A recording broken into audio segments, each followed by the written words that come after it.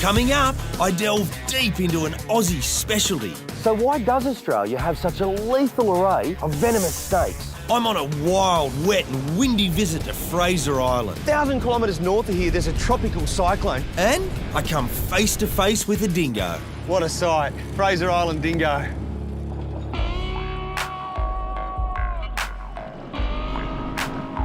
This great land of ours is renowned as being home to some of the world's most dangerous animals. Stories about snakes devouring wallabies, crocs that swim up our streets, spiders that lie in wait under toilet seats, and sharks that hunt down surfers is how the rest of the world think we live day to day. In reality, there's 23 million of us, and most live in urban areas. And nearly everyone will have little to no contact with these deadly critters in their lifetime. There's a whole lot of land in the outback for our wildlife to roam. And that is exactly what they want to do. Especially the ones with the greatest potential to cause us harm. We have 20 out of 25 of the world's most venomous snakes. But here's something that will surprise many. Without fail, every single one of them would rather flee in the opposite direction than confront us. You have to remember, until 50,000 years ago, a mere blip in evolutionary history, the wildlife here had never met humans. What their instincts tell them is that something heavy enough to vibrate the ground they lay on probably wasn't potential prey. In fact, it would more likely be something to fear. So the safest bet was to slither away or hide. And that's exactly what they'd rather do with an approaching human. They certainly don't bite out of malice. So when you hear of someone being bitten, in many cases it's probably due to them trying to corner or handle the snake or even kill it. And often they're intoxicated. So why does Australia have such a lethal array of venomous snakes? One theory puts it simply. Australia is a harsh continent, and snakes develop venom as a tool to help with killing prey and digestion. Our venomous snakes hunt in different ways, and it's down to the confidence they have in their own venom that decides how they go about it. Some, like the death adder, have taken the easy option and become ambush predators. Death adders live in country just like this, and they bury themselves under the leaf litter, just their head, eyes, and tail with a lure. They wiggle that tail. When unsuspecting prey comes along, bang, they'll grab it. Now, adders also have a large bulbous head with long fangs, and when they bite onto their prey, they hold on. It's all about energy conservation. The habitat is harsh and food is scarce. So the more energy conserved, the less times they have to eat. But for the majority of our venomous snakes, they're active hunters. Taipans, brown snakes will aggressively seek out prey. And when they find them down a burrow, in a nest, they'll attack, no question. It could get a series of bites in. Most likely, it'll be one. These are the snakes with the most confidence in their venom. The prey will be out of there like a rat up a drain pipe, but the snake's supreme senses will already be on its trail. Before long, the unfortunate victim will succumb to the snake's venom. Now, for most Australian snakes, they have strong neurotoxins that essentially paralyse the prey. Whatever it is and wherever it falls is where the snake finds its next meal. When food's scarce and life's tough, energy saved versus effort exerted is critical, as snakes may not get a chance to sink their fangs into another prey item for some time. Here's another thing that'll surprise you. Snakes don't always deliver venom with every bite. And when they don't, it's called a dry bite. Wasting it on humans is not the best way to utilise valuable venom. A meal may be along straight after. On average, Australia has 2 deaths a year from snakebite. That's from a figure of around 3,000 bites. More people die from honeybee stings in Australia than from these feared yet widely misunderstood creatures. Having said that, the number of deaths from snakebite is far less than it used to be, and that's thanks to Antivenom. Every 2 weeks at the Australian Reptile Park, we milk over 200 snakes for their venom. The venom is then sent off to be made into Antivenom. It's an important part of our work here because without it, there would be a lot more deaths from snakebite across the country. We've been supplying venom for over half a century, and it all started with the park founder, Eric Worrell.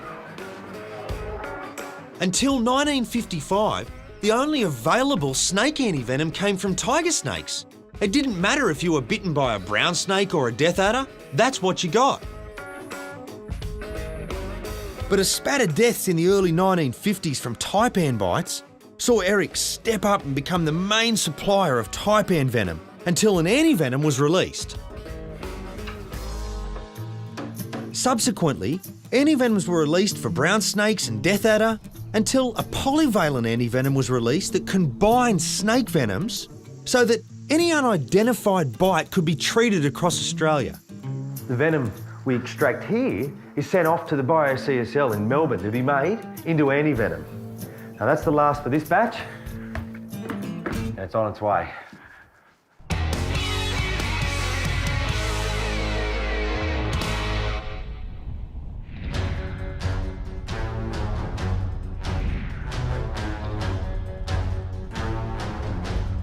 Details of severe tropical cyclone Marcia. Intensity, category 3. Sustained winds of 150 kilometers per hour with wind gusts to 205 kilometers per hour. Think Fraser Island and long stretches of golden beach, dingoes and sunny skies spring to mind. Unfortunately, the latter isn't on the cards for this visit. Now, there's my first glimpse of Fraser Island and the coast. And you know, things don't always go to plan. I've had this trip organised for a long time. But right now, 1,000 kilometres north of here, there's a tropical cyclone, category 3. It's pushing a big low pressure system down this way. Now, the ocean's already up to a few metres. It's massive, awesome to see. The winds have started, they're going to get much stronger, and the rain's going to pour down. But, you know, that's what makes each trip unique and exciting, and these are the parts that you remember. The wildlife on Fraser is immense. 47 mammals, 79 reptiles, 354 bird species have been recorded. The trouble is, they all know bad weather's on its way.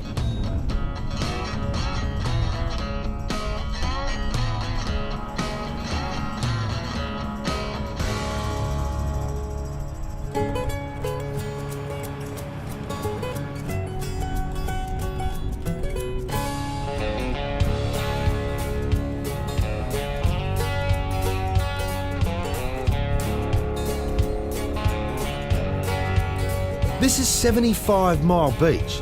It stretches right up the eastern coast and is so named because, well, it's about 75 miles long. It's forever changing. The wind and sea have that effect on it. In fact, the whole island's in a constant state of flux.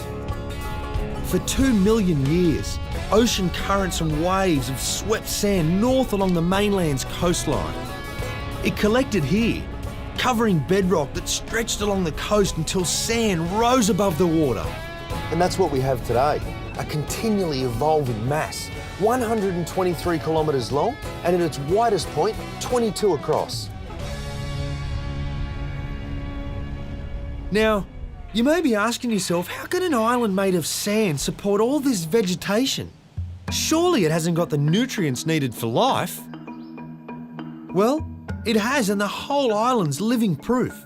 It's completely covered in lush greenery.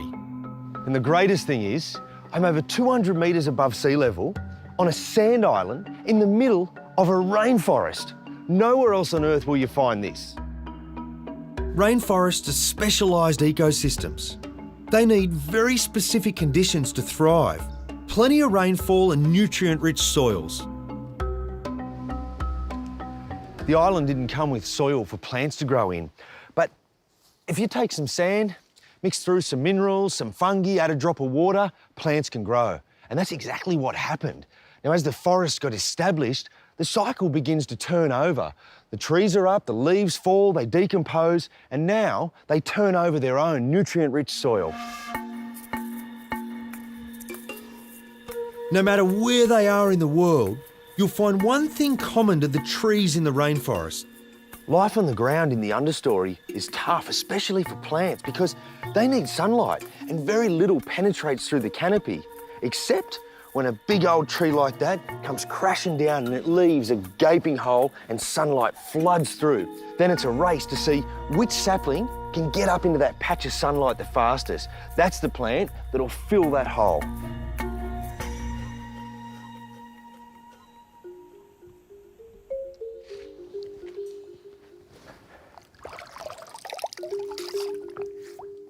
Ah, that's beautiful.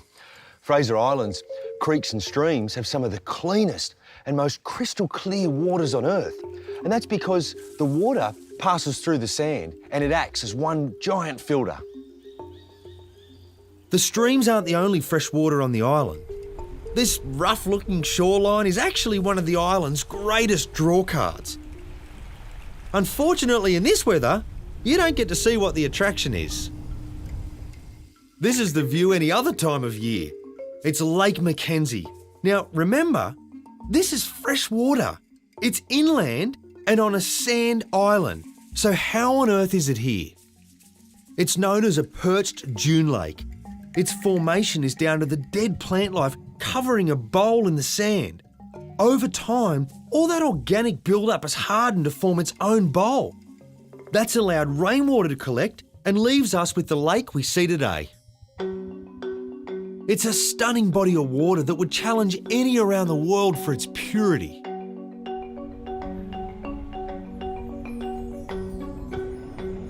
The best place to catch a glimpse of dingoes on Fraser is on the beach. The trouble is, in this weather, I've got no chance of seeing one, so I'll have to see some turtles. They're not so bothered about a bit of wet.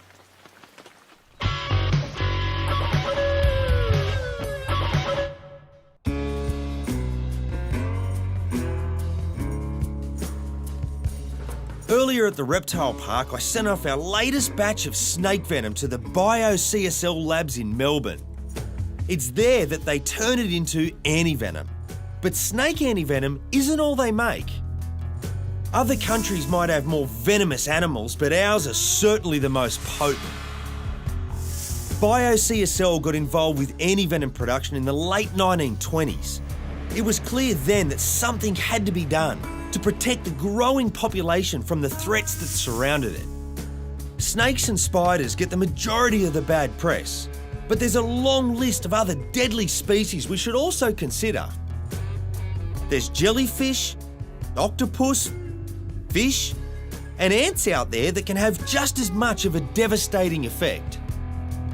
And you won't believe what animals are helping scientists make the antivenom that saves human lives.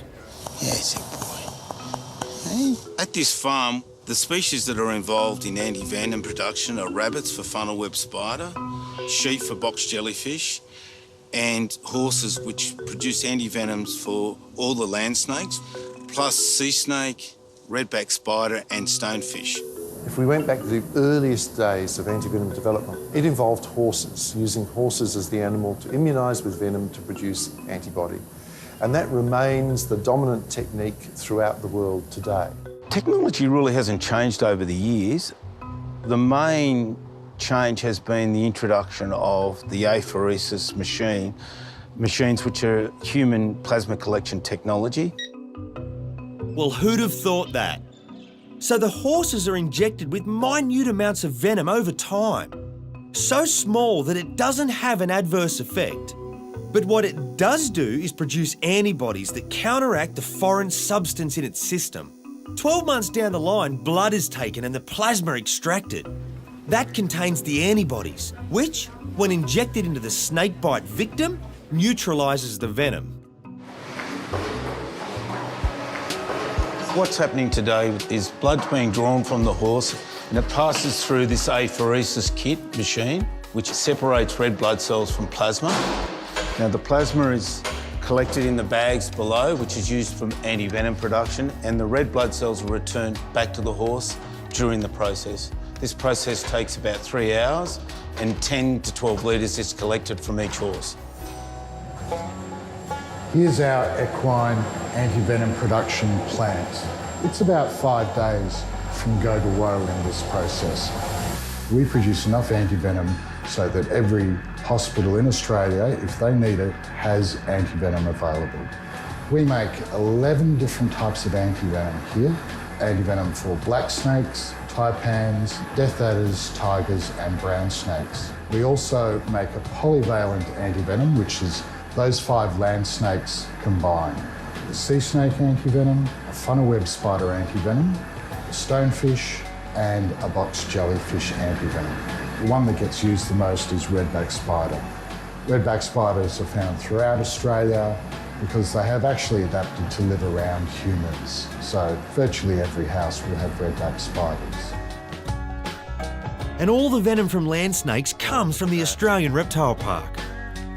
That's something we're really proud of. Bites and stinks account, as you guys will see, for a lot of presentations to the emergency department. The development of antivenoms in Australia started at the Commonwealth Serum Laboratories, then a government laboratory based in Melbourne.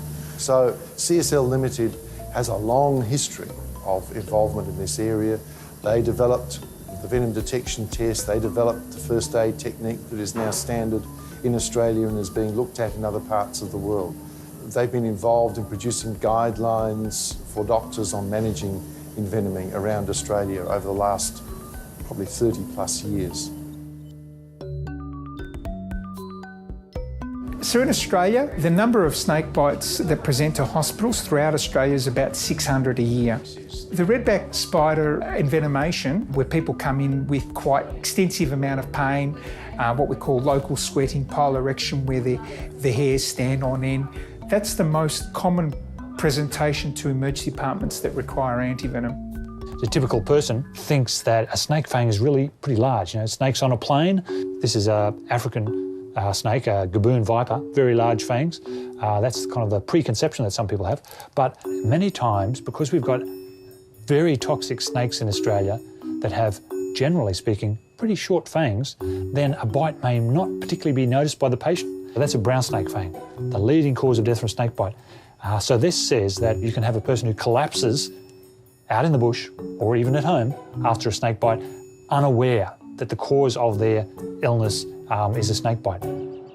The mortality in Australia as a result of snake bite is about 2 to 3 on average a year, and that's been over the past 10 years. In the past, we had a bit of a peak, and we do see that on occasions when you look at the history in terms of mortality as a result of snake bite. So there you have it. Without doubt, venom is an Aussie specialty. The best way not to get bitten is just to give snakes a bit of space. If you see one, leave it alone. Most people are bitten trying to catch the snake or kill the snake. If you happen to get bitten, you really do need to stay calm. That's the golden rule. The faster the heart beats, the more the venom pumps around the body. Further to that, immobilise the limb. Get yourself to hospital. Don't worry about wiping it. They need that venom there to test what snake it was if you're not sure. Even if you don't know if it was a python or a venomous snake, get to the hospital and you'll be right.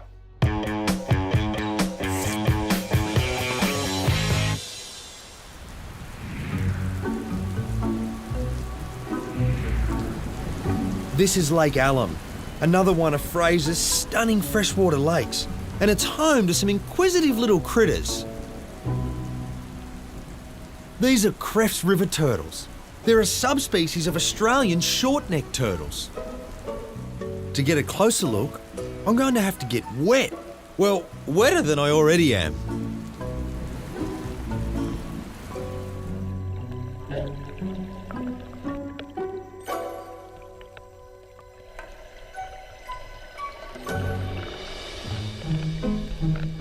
And there we go. They're feeding on fresh shoots and any fruits that drop off the trees. But they're also hunting live prey. Aquatic insects and larvae, crustaceans and any small fish they can catch. They actually start off life as carnivores, but become omnivorous over time, meaning they'll eat both vegetation and meat. They're only found in Queensland east of the Great Dividing Range. But how they got here, across the salt water of the sea into a perched lake on an island, is anyone's guess.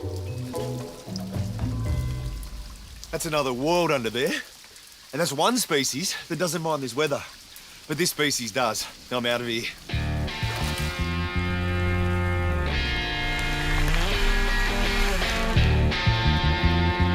I'll be disappointed if I don't see a dingo while I'm on the island. All I need is a break in the weather, and I'm sure they'll be out. 25 to 30 packs inhabit the island, each containing between 3 and 12 individuals. They're the apex predator here. They literally keep the ecosystem in balance.